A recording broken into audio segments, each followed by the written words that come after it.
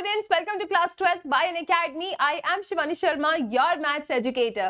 So बच्चा party आज के सेशन में हम लोग कंप्लीट करने वाले हैं मैट्रिसेस को बहुत ही कम समय के अंदर।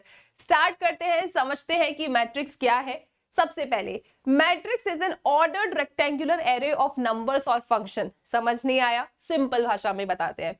Matrix is basically an arrangement. किसका अरेंजमेंट? नंबर्स या फंक्शंस का अरेंजमेंट। अब इसको अरेंज करने का ना कुछ तरीका होता है। कैसे? इस तरीके से स्क्वायर ब्रैकेट के अंदर आप नंबर्स या फंक्शंस को अरेंज कर देते हो। This arrangement is known as matrix. तो हमेशा मैट्रिक्स को नाम देते हैं। जैसे अगर मैं सिंपल ऐसा लिख देते यार 1 2 3 4 5 6 7 8 9 और ये स्क्वायर ब्रैकेट बना देते तो मजा नहीं आता। मैंने कहा इसका एक नाम दे दो, तो इसका नाम क्या है? Suppose capital A. So this is my A matrix. Matrix को हमेशा नाम कैपिटल लेटर से देते हैं। मैट्रिक्स को लिखने के लिए स्क्वायर ब्रैकेट बनाते हैं। ओके, अब कुछ छोटे छोटे टर्म्स हैं जो आपको समझना है। सबसे पहले बच्चों, ये जो वर्टिकल लाइंस है ना, ये वर्टिकल लाइन क्या डिपिक्ट करती है? कॉलम्स। तो इस मैट्रिक्स के अंदर कितने कॉलम है? इस मैट्रिक्स के अंदर 3 कॉलम है, क्योंकि 3 वर्टिकल लाइंस मुझे दिखाई दे रही है। इसी तरीके से हम यहाँ पे हॉरिजॉन्टल लाइंस बना सकते हैं। How many horizontal lines? You can see 1 2 3। तो जो हॉरिजॉन्टल लाइन होती है वो डिपिक्ट करती है रोज को। तो कितनी रोज है इसके अंदर? इसके अंदर 3 रोज हैं, क्योंकि 3 हॉरिजॉन्टल लाइंस हम बना सकते हैं। उसके बाद ये जो 1 2 3 4 5 6 7 8 9 हमने लिखा है, ये क्या होते हैं? ये होते हैं एलिमेंट्स। तो यहाँ पे आपके ये सारे के सारे कौन हैं? इनको कहते हैं एलिमेंट्स। ये एलिमेंट्स तुम्हारे कोई भी नंबर या फंक्शन हो सकते हैं। ओके, तो हमने क्या देखा? हॉरिजॉन्टल लाइन को बच्चों रोज कहते हैं, ठीक है। वर्टिकल लाइन को कॉलम्स कहते हैं। नंबर्स या फंक्शंस आपके एलिमेंट होते हैं। इसके बाद जो नेक्स्ट इंपॉर्टेंट टर्म मैट्रिक्स में आता है, that is order of matrix. Now what is order of matrix? Order होता है number of rose cross number of column. Multiply नहीं करना है, बस रोज क्रॉस कॉलम जब आप लिख देते हो उसे कहते हैं ऑर्डर ऑफ मैट्रिक्स। अगर मैं यहाँ पे देखूं तो यार इसके अंदर कितनी रोज बन रही थी बच्चों? इसके अंदर बन रही थी 3 रोज, 1 2 3। तो यहाँ पे अगर मुझे इसका ऑर्डर में रोज बतानी है तो मैं क्या लिखूंगी? 3 लिखूंगी। फिर कॉलम, कितने कॉलम है? 1 2 3, 3 कॉलम है। तो 3 क्रॉस 3 अगर मैंने लिख दिया तो ये क्या डिपिक्ट करता है? ये डिपिक्ट करता है ऑर्डर। तो इसका ऑर्डर क्या है? 3/3 या 3 cross 3। This is the order of your matrix. Clear है सबको? Number of rose cross number of column. जब सिर्फ आप इस तरीके से डिपिक्ट करते हो इसे कहते हैं ऑर्डर, ठीक है। मैट्रिक्स का ऑर्डर बच्चों इस तरीके से नीचे यहां लिखा हुआ आपको मिल जाता है। सो दिस इज बेसिकली व्हाट? ये एक वो मैट्रिक्स है जिसमें कितनी रोज है? 3 रोज है एंड 3 कॉलम है। सो 3 क्रॉस 3, ठीक है जी। ओके, अब बात करते हैं, अगर ये 3 क्रॉस 3 को मैं असली में मल्टीप्लाई कर दूं तो मुझे क्या मिलेगा? मुझे मिलेगा number of elements in my matrix. जैसे यहाँ पे 3 इंटू 3 किया तो कितना आ रहा है? 9। और आप देख सकते हो कि इस मैट्रिक्स के अंदर 9 ही एलिमेंट्स हैं। 1 2 3 4 5 6 7 8 9। तो जब आप ऑर्डर को असली में मल्टीप्लाई कर देते हो, you get number of elements in your matrix, ठीक है। सो नंबर ऑफ एलिमेंट्स कैसे निकाला जाता है? Number of rose into number of columns. कितनी रोज है? 1 2 3। कितने कॉलम है? 1 2 3। अगर तुम इन्हें मल्टीप्लाई करते हो तुम्हें नंबर ऑफ एलिमेंट्स मिल जाते हैं। सिर्फ डिपिक्ट करते हो रोज क्रॉस कॉलम के फॉर्मेट में, that is known as order of your matrix, ठीक है। Done done done. इसके बाद नेक्स्ट आता है एड्रेस ऑफ मैट्रिक्स। बच्चा पार्टी, आप इस तरीके से बार बार ये डिपिक्शन यहाँ देख रहे हो। अब ये आई जे क्या रिप्रेजेंट करता है? तो सबसे पहले आपको बता देती हूँ, आई का मतलब होता है रो, ठीक है। जो ये पहले लिखा है इसका मतलब होता है रो, और जे का मतलब होता है कॉलम। तो यहाँ पे अगर आप देखें, सो this is an address of a matrix, ठीक है। ये क्या है? A11। तो बच्चों ये A11 का मतलब क्या है? A11 का मतलब है वो एलिमेंट के बारे में हम बात कर रहे हैं जो पहली रो और पहले कॉलम में है। फर्स्ट रो फर्स्ट कॉलम का एलिमेंट, ठीक है। इसका मतलब क्या है? फर्स्ट रो सेकंड कॉलम का element, first row third column का एलिमेंट एंड सो ऑन। तो यहाँ पे AIJ में I होता है रो के लिए, J होता है कॉलम के लिए। इस तरीके से मैट्रिक्स के एलिमेंट्स को एड्रेस दिया जाता है, ठीक है। जैसे अगर हम बात करें सेकेंड रो फर्स्ट कॉलम का एलिमेंट, तो उसके लिए आप क्या लिखोगे, उसके लिए आप लिखेंगे A21। क्लियर है सबको? एक एग्जाम्पल देखिए, जैसे बच्चों ये मैंने एक मैट्रिक्स आपकी बनाई है 3x3 ऑर्डर की। यहाँ पे 1 वाले एलिमेंट का एड्रेस क्या है, 1 एलिमेंट कहाँ लिखा है, पहली रो में पहले कॉलम में, तो इसका एड्रेस है A11। 2 का एड्रेस क्या है, पहली रो में दूसरे कॉलम में है A12। 3 का एड्रेस क्या है, पहली रो में तीसरे कॉलम में A13। तो इसी तरीके से अगर 4 का एड्रेस आपसे पूछे तो ये 4 आपका दूसरी रो पहले कॉलम में A21, ये A22, इसका नाम क्या है A23, क्योंकि सेकेंड रो थर्ड कॉलम में बैठा है ये, ठीक है।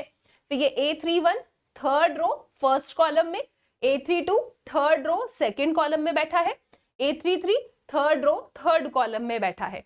तो इस तरीके से आप हर एलिमेंट का एड्रेस निकाल सकते हो मैट्रिक्स में, ये भी आना बहुत ज्यादा जरूरी है। इसके बाद नेक्स्ट हम बात करेंगे टाइप्स ऑफ मैट्रिसेस। तो सबसे पहले आता है रो मैट्रिक्स। रो मैट्रिक्स वो मैट्रिक्स होती है जिसमें सिर्फ एक ही रो हो, ओनली 1 रो, जैसे कि ये। तो ये एक रो मैट्रिक्स है, क्यों? क्योंकि इसके अंदर सिर्फ एक हॉरिजॉन्टल लाइन आप बना सकते हो, एक ही रो है इसके अंदर। This is a row matrix, only 1 row should be there, column कितने भी हो सकते हैं। तो अगर मैं इसकी ऑर्डर की बात करूं तो एक रो है, सो 1, कॉलम कितने, 1 2 3 4, 4 वर्टिकल लाइन बना सकते हैं, 4 कॉलम है, 1/4। So this is your row matrix. इसके अंदर एक रो है और 4 कॉलम्स हैं, ठीक है।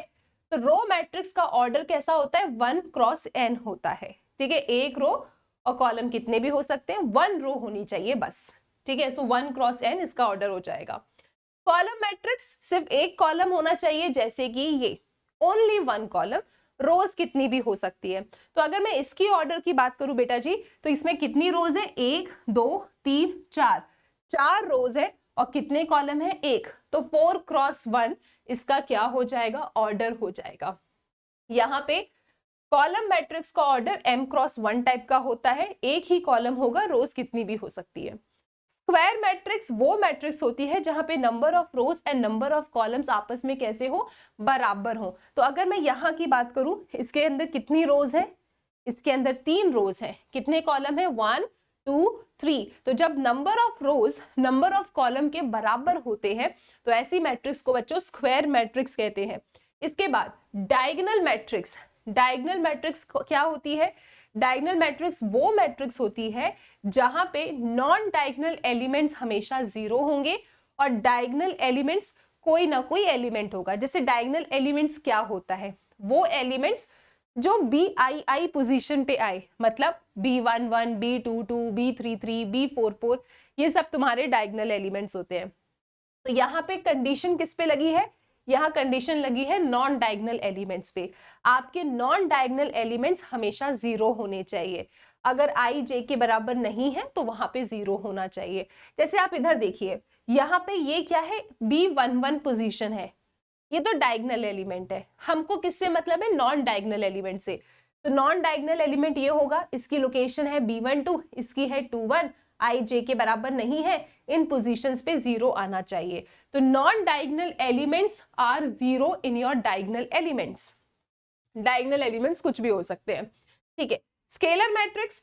स्केलर मैट्रिक्स क्या कहता है कि देखो, स्केलर मैट्रिक्स भी एक डायगोनल मैट्रिक्स है, लेकिन इसका ये कहना होता है कि डायगोनल पे रखे हुए एलिमेंट सेम होने चाहिए एंड नॉन डायगोनल एलिमेंट 0 होने चाहिए। तो अगर i j के बराबर नहीं है, देयर शुड बी 0, लेकिन अगर i j के बराबर है, राइट, जैसे B11 B22 B33, तो वहां पे सेम नंबर होने चाहिए। आप इसको देखिए, ये दोनों लोकेशन देखो, ये B11 है और ये B22 है, दोनों पे same element and non diagonal element 0। Non diagonal element 0 और जो डायगोनल एलिमेंट्स हैं बच्चा पार्टी, वहां पे आपको सेम एलिमेंट्स मिलने चाहिए, ठीक है। जैसे ये क्या है, this is C11 C22 C33 position, तो यहाँ पे सेम नंबर होने चाहिए। अगर diagonal element same to same होते हैं, scalar matrix, non diagonal element 0 होना चाहिए। आइडेंटिटी मैट्रिक्स क्या कहता है कि जहां i j के बराबर नहीं है वहां तो 0 आना है, मतलब नॉन डायगोनल एलिमेंट्स तो 0 होना है, लेकिन जो डायगोनल एलिमेंट्स है जहां पे i j के बराबर हो जाता है वहां पे हमेशा 1 होना चाहिए। तो आप देखिए ये डायगोनल एलिमेंट्स कैसे हैं 1, so this is an identity matrix. Non diagonal elements 0 होने चाहिए। Take the screenshot. Zero matrix बेटा किसी भी ऑर्डर की हो सकती है, उस मैट्रिक्स को जीरो मैट्रिक्स कहते हैं जिसके सारे के सारे एलिमेंट्स क्या हो, 0 हो, तो उसे हम कहते हैं जीरो मैट्रिक्स। इसके बाद नेक्स्ट कंसेप्ट है इक्वालिटी ऑफ टू मैट्रिसेस। दो मैट्रिक्स आपकी इक्वल कब होंगी, जब दोनों का ऑर्डर सेम होगा और दोनों के करस्पॉन्डिंग एलिमेंट्स कैसे हो, बराबर हो। Now what is the meaning of corresponding, जैसे ये वाला एड्रेस क्या है A11, ये क्या होगा सपोज B11, तो ये दोनों के एड्रेस वाले एलिमेंट सेम होने चाहिए, corresponding element should be same. यहाँ पे ये क्या है A12, ये क्या है B12, they should be same. तो ये जो करस्पॉन्डिंग एलिमेंट्स होते हैं they should be same. If they are same, they are of same order, then your matrix is said to be equal. तो इक्वालिटी का कंसेप्ट क्या है कि मैट्रिक्स का ऑर्डर सेम होना चाहिए, each element of A is equal to the corresponding element of B, ठीक है, करस्पॉन्डिंग एलिमेंट्स बराबर होने चाहिए। इक्वालिटी ऑफ मैट्रिक्स के बाद नेक्स्ट आता है ऑपरेशन ऑफ मैट्रिसेस। सबसे पहले एडिशन एंड सब्ट्रैक्शन की बात करते हैं। Order of the two matrix must be same. अगर दो मैट्रिक्स को मुझे ऐड करना है या सब्ट्रैक्ट करना है तो ये तभी पॉसिबल है जब दोनों का ऑर्डर सेम हो। जैसे ए मैट्रिक्स एंड बी मैट्रिक्स, दोनों का ऑर्डर क्या है 2/2 है, दोनों का ऑर्डर सेम है, तो यस मैं इन्हें ऐड भी कर सकती हूँ, मैं इन्हें सब्ट्रैक्ट भी कर सकती हूँ। तो ऐड कैसे करेंगे मैम, ऐड करते हैं, करस्पॉन्डिंग एलिमेंट्स आर एडेड। 3 5 से ऐड होगा, ठीक है, 5 -1 से ऐड होगा, ठीक है, 0 0 से ऐड होगा, 2 - 2 से ऐड होगा, और इस तरीके से एडिशन मिल जाएगा। सेम इसी तरीके से करस्पॉन्डिंग एलिमेंट सब्ट्रैक्ट होते हैं।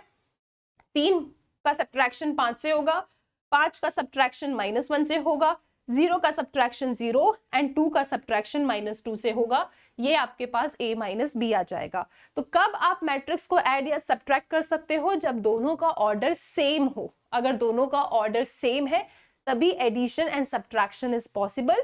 And please remember corresponding elements are added and subtracted. Corresponding elements को ऐड या सब्ट्रैक्ट किया जाता है। उसके बाद addition and subtraction is not defined if A and B are of different orders. अगर ये डिफरेंट ऑर्डर्स के होते तो आप इन्हें ऐड या सब्ट्रैक्ट नहीं कर पाते, ठीक है। तो सबसे ज्यादा इंपॉर्टेंट क्या है, एडिशन तभी पॉसिबल होगा जब दोनों का ऑर्डर सेम होगा। नेक्स्ट, ये कुछ छोटी छोटी प्रॉपर्टीज है, इन प्रॉपर्टीज को आपको याद करना है। मैट्रिक्स एडिशन कम्यूटेटिव होता है, A + B B + A के बराबर है। एसोसिएटिव भी होता है, A + B करें फिर +C करें, या फिर B + C पहले कर ले फिर उसमें A को जोड़ दें। एग्जिस्टेंस ऑफ एडिटिव आइडेंटिटी, किसी एक मैट्रिक्स में ऐसा क्या जोड़े कि वही मैट्रिक्स आ जाए, तो उसे हम कहते हैं नल मैट्रिक्स या जीरो मैट्रिक्स। तो जीरो मैट्रिक्स को एडिटिव आइडेंटिटी कहते हैं। किसी भी मैट्रिक्स में जोड़ोगे जीरो मैट्रिक्स को तो you will get the original matrix, ठीक है। फिर A + -A 0 के बराबर होता है, तो ये -A क्या है, एडिटिव इनवर्स है, ठीक है। एक मैट्रिक्स में ऐसा क्या जोड़े कि आपको एडिटिव आइडेंटिटी मिल जाए, तो आपको नेगेटिव ऑफ अ मैट्रिक्स जोड़ना है, ठीक है जी। इसके बाद scalar multiplication, how do we multiply a scalar to a matrix. जैसे ये मैट्रिक्स A है, मुझे 2A निकालना है, 2 स्केलर है, 2 का मल्टीप्लिकेशन करना है, तो A मैट्रिक्स के हर एक एलिमेंट से 2 मल्टीप्लाई होगा। सो 2 का मल्टीप्लिकेशन इससे इससे इससे इससे सबसे होगा। So this is 6 10 0 4, this is scalar multiplication. हर एक एलिमेंट से आपने 2 मल्टीप्लाई करना है, ओके। अब बात करते हैं दो मैट्रिक्स का मल्टीप्लिकेशन कैसे किया जाता है। तो हर किसी टाइप की मैट्रिक्स का मल्टीप्लिकेशन पॉसिबल होता है क्या, नो। मैट्रिक्स मल्टीप्लिकेशन सबसे पहले अगर दो स्क्वायर मैट्रिक्स सेम ऑर्डर किए तो कोई टेंशन है ही नहीं, लेकिन आपको बहुत ध्यान से समझना होता है मैट्रिक्स मल्टीप्लिकेशन कब डिफाइन होता है, क्या इसकी प्रॉपर्टीज हैं, वेरी इंपॉर्टेंट टॉपिक। देखो जी, जैसे ये A मैट्रिक्स है, ये B मैट्रिक्स है। सपोज कीजिए कि A का ऑर्डर है m × n, B का ऑर्डर है p × q। अब कोई मेरे से पूछ रहा है ये बताओ क्या इसका मल्टीप्लिकेशन पॉसिबल है या नहीं, तो मैं कहूंगी देखो जी, अगर पहली मैट्रिक्स का दूसरा और दूसरी मैट्रिक्स का पहला सेम हो जाए, मतलब ये n और p अगर आपस में बराबर हो जाए, ठीक है, तभी मैट्रिक्स मल्टीप्लिकेशन डिफाइन है। पहले का दूसरा, दूसरे का पहला शुड बी सेम, ऑर्डर के टर्म्स में बात कर रहे हैं। अगर ये दोनों बराबर हैं तो यस, मल्टीप्लिकेशन इज पॉसिबल, और आफ्टर मल्टीप्लिकेशन जो न्यू मैट्रिक्स होगी हम आपको उसका भी ऑर्डर बता सकते हैं, और उसका ऑर्डर होगा ये। कैसे? यहां से लेके यहां तक आपको जाना है, आपका प्यारा सा मुस्कुराता हुआ चेहरा। सो m क्रॉस q, तो AB का जो ऑर्डर होगा वो क्या होगा? m क्रॉस q होगा। This is very important. हर किसी टाइप की मैट्रिक्स का मल्टीप्लिकेशन नहीं कर सकते हो, ये इसकी कंडीशन है, ये आपको ध्यान रखना है। जैसे बच्चों मुझे A एंड B का मल्टीप्लिकेशन करना है, तो क्या A एंड B का मल्टीप्लिकेशन पॉसिबल है? मैंने कहा यार A का ऑर्डर है 2 क्रॉस 2, क्योंकि 2 रोज 2 कॉलम है। B का ऑर्डर है क्या? 2 रोज है 3 कॉलम है। ठीक है, क्या मल्टीप्लिकेशन पॉसिबल है? पहले का दूसरा, दूसरे का पहला सेम है, yes, मल्टीप्लिकेशन पॉसिबल है। And after multiplying I will get a matrix of order 2 cross 3। हमको 2 क्रॉस 3 ऑर्डर की मैट्रिक्स मिलने वाली है, 2 रोज होंगी 3 कॉलम्स होंगे। ठीक है, कैसे करते हैं मल्टीप्लाई? तो मल्टीप्लाई करने के लिए क्या करोगे? सबसे पहले आप पहली रो पकड़ेंगे, पहले कॉलम को पकड़ेंगे, एलिमेंट वाइज मल्टीप्लिकेशन करके ऐड करेंगे। सो 6 का मल्टीप्लिकेशन 2 से प्लस 9 का मल्टीप्लिकेशन 7 से, ये खत्म। रो आपकी अभी भी ये रहेगी, अब आप दूसरे कॉलम को पकड़ के मल्टीप्लाई करोगे। तो 6 का मल्टीप्लिकेशन 6 से करना है, प्लस 9 का मल्टीप्लिकेशन 9 से करना है। इसके बाद रो आपकी यही रहेगी, आप तीसरे कॉलम को पकड़ के मल्टीप्लाई करेंगे। तो 6 का मल्टीप्लिकेशन 0 से प्लस 9 का मल्टीप्लिकेशन 8 से। तो पहली रो पहला कॉलम एलिमेंट वाइज मल्टीप्लिकेशन, पहली रो दूसरा कॉलम एलिमेंट वाइज मल्टीप्लिकेशन, बीच में एडिशन, पहली रो तीसरा कॉलम एलिमेंट वाइज मल्टीप्लिकेशन, बीच में एडिशन। ठीक है, उसके बाद जब सारे कॉलम खत्म हो जाए तब आप जाएंगे दूसरी रो के पास। ठीक है, अब आप दूसरी रो को पकड़ेंगे, पहला कॉलम एलिमेंट वाइज मल्टीप्लिकेशन, बीच में एडिशन, 2 का मल्टीप्लिकेशन 2 से प्लस 3 का मल्टीप्लिकेशन 7 से, फिर 2 का मल्टीप्लिकेशन 6 से, 3 का मल्टीप्लिकेशन 9 से, 2 का मल्टीप्लिकेशन 0 से प्लस 3 का मल्टीप्लिकेशन 8 से। इस तरीके से मैट्रिक्स मल्टीप्लिकेशन किया जाता है। आई होप आपको एक बार ये भी रिकॉल हो गया। इसके बाद नेक्स्ट आते हैं बेटा जी, नेक्स्ट है मैट्रिक्स मल्टीप्लिकेशन की कुछ छोटी छोटी प्रॉपर्टीज। मैट्रिक्स मल्टीप्लिकेशन एसोसिएटिव होता है, ए बी इंटू सी या ए बी सी करें बराबर है ये। Distributive over matrix addition, A B plus C को ए बी प्लस ए सी लिख सकते हैं। मल्टीप्लिकेटिव आइडेंटिटी है हमारे पास। यस, एक ऐसी मैट्रिक्स बताइए सोच के जिसे किसी एक मैट्रिक्स में मल्टीप्लाई करें तो वही मैट्रिक्स वापस आ जाए, तो उसे हम कहते हैं आइडेंटिटी मैट्रिक्स। अगर आइडेंटिटी मैट्रिक्स का ए से मल्टीप्लाई करेंगे तो आई will gate A back. Okay, तो आई क्या होता है? आइडेंटिटी, मल्टीप्लिकेटिव आइडेंटिटी होती है। Okay, matrix multiplication is not commutative in general. In general A B B A के बराबर नहीं होता है, लेकिन वी हैव सम एक्सेप्शन, जैसे diagonal matrix of same order. अगर मैं मल्टीप्लाई करती हूं दो डायगोनल मैट्रिक्स, देखो ये दोनों डायगोनल मैट्रिक्स है, सेम ऑर्डर की, इनका मल्टीप्लाई अगर मैं करूं तो yes it follows commutative law, तो ए बी बी ए के बराबर हो जाएगा। So multiplication of diagonal matrix of same order will be commutative. मुझे यहाँ पे ए बी बी ए के बराबर मिल जाएगा। तो in general matrix multiplication commutative नहीं होता है, लेकिन अगर मैं मल्टीप्लिकेशन ऑफ दो डायगोनल मैट्रिक्स सेम ऑर्डर का करती हूं तो वो कम्यूटेटिव हो जाता है। एक अच्छा सवाल इसमें से आ सकता है पेपर में। एक और इंपॉर्टेंट चीज है, मेरे पास एक मैट्रिक्स है A, this is not a null matrix, एक मैट्रिक्स है B, this is also not a null matrix, लेकिन स्टिल जब मैं इनका प्रोडक्ट करती हूं तो मुझे नल मैट्रिक्स मिल जाता है। तो ये करिश्मा मैट्रिक्स में होता है। ठीक है, तो यहाँ पे जरूरी नहीं है ये भी नल नहीं है ये भी नल नहीं है, लेकिन स्टिल इनका प्रोडक्ट नल हो जाता है। तो इसमें भी एक अच्छा क्वेश्चन बन सकता है, you should remember this also. Next बात करते हैं ट्रांसपोज। ट्रांसपोज का मतलब होता है रोज बने कॉलम। ठीक है, matrix obtain by interchanging the rows and column is known as transpose of a matrix. जैसे ये मैट्रिक्स ए है, अगर इसका ट्रांसपोज निकालना है तो ट्रांसपोज को डिपिक्ट करने के लिए ए के ऊपर डैश बना देते हैं। बच्चों ये रो थी 3 5, देखो इधर कॉलम बन गई। ये रो थी √3 1, देखो यहाँ कॉलम बन गया। ये रो थी कॉलम बन गया। तो ट्रांसपोज में जो रोज होते हैं वो कॉलम बन जाते हैं, इनके ऑर्डर भी स्वैप हो जाएंगे ऑब्वियसली। ये 3x2 है, ये 2x3 बन जाएगा क्योंकि ट्रांसपोज ले लिया। अब ट्रांसपोज की कुछ प्रॉपर्टीज है कि A ट्रांसपोज का transpose you will get A, scalar multiplied है A फिर ट्रांसपोज है तो स्केलर पे तो कोई फर्क नहीं पड़ेगा, A पे ट्रांसपोज आ जाएगा।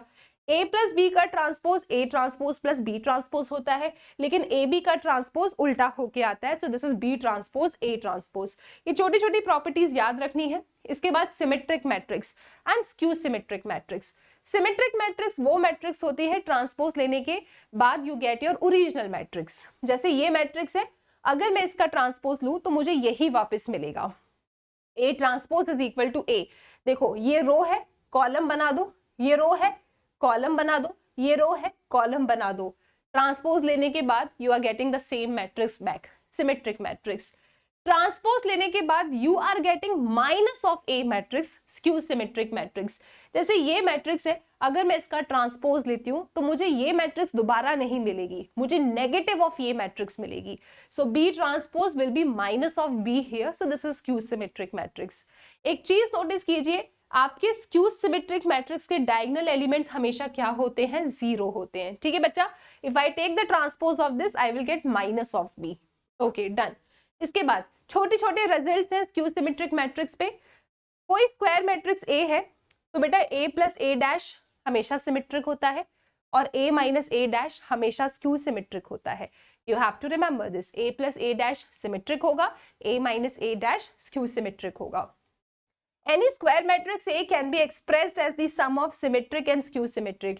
किसी भी मैट्रिक्स A को आप as a sum of symmetric and skew symmetric depict कर सकते हो। So you have to remember this format also. इस पे पेपर आ जाता, क्वेश्चन में पेपर आ जाता है, ठीक है, पेपर में क्वेश्चन आ जाता है। So A is equal to half A plus A dash plus half A minus A dash. तो किसी भी मैट्रिक्स को आप as a sum of symmetric and skew symmetric depict कर सकते हो। जैसे ये क्वेश्चन है, आपको इसे डिपिक्ट करना है as a sum of symmetric and skew symmetric matrix.